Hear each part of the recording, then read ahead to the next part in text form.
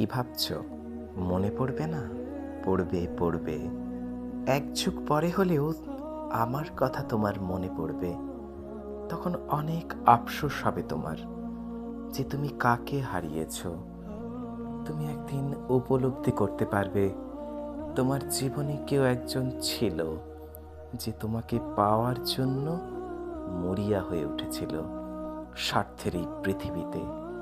তুমি একদিন টের পাবে কেউ একজন ছিল যাকে তুমি শত অবহেলার পরেও, শত কষ্ট দেওয়ার পরও সে তোমার সাথে থেকে যাওয়ার বায়না ধরেছিল। জানো পাখি, এই পৃথিবীতে স্বার্থ ছাড়া কেউ কাউকে ভালোবাসে না।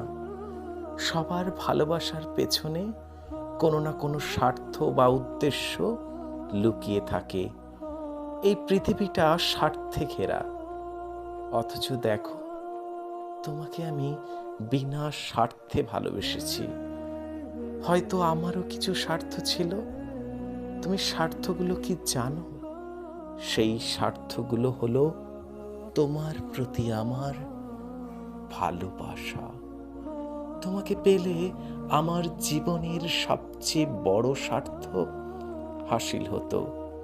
সেই স্বার্থের পিছনে লুকিয়ে আছে আমার অজস্র ভালোবাসা। নিজের ভালো নাকি পাগলেও বোঝে, তবে তুমি বোঝো না কেন? বুঝবে, তুমি বুঝবে যেদিন দেখবে স্বার্থ ছাড়া কেউ কাউকে ভালোবাসে না, সেই দিন বুঝবে তুমি আমি ঠিক কি ছিলাম তোমার জীবনে। কিন্তু আফসোস, কোনো লাভ হবে না। তখন তুমি চাইলেও আর ফিরিয়ে নিতে পারবে না আমাকে তোমার জীবনে। তুমি তো চলেই গেলে, কিন্তু রেখে গেলে তোমার হাজারো ভয়ঙ্কর স্মৃতি। তোমার সাথে ওগুলো নিয়ে যেতে তুমি নেই। তোমার হাজারো স্মৃতিগুলো নিয়ে কত শত ছন্দ সাজাই, তুমি আসবে না, আমার হবে না। এই মহাসত্য জেনেও নিজেকে অপেক্ষা করাই কি বিচ্ছিরি অনুভূতি না? অচল নৌকা দেখেছে যে জলপ্রবাহের একবার স্থলে উঠে আটকে যায়, আর জলে নামতে পারে না। স্থলের রোদে পুড়ে বৃষ্টিতে ভিজে ধীরে ধীরে ক্ষয় হতে থাকে।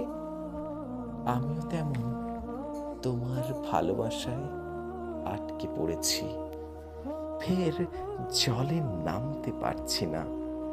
ধীরে ধীরে ক্ষয় হয়ে যাচ্ছি। সব কিছু মানিয়ে নিয়েছি, তারপরেও কেন কেন এত কষ্ট হয়? আমি জানি তুমি আমার হবে না কখনো, তারপরেও এত কেন মায়া তোমার প্রতি? আচ্ছা, ভালোবাসলেই কি ঠকতে হয়, নাকি তোমার কাছে ঠকে গিয়ে এমনটা মনে হয়?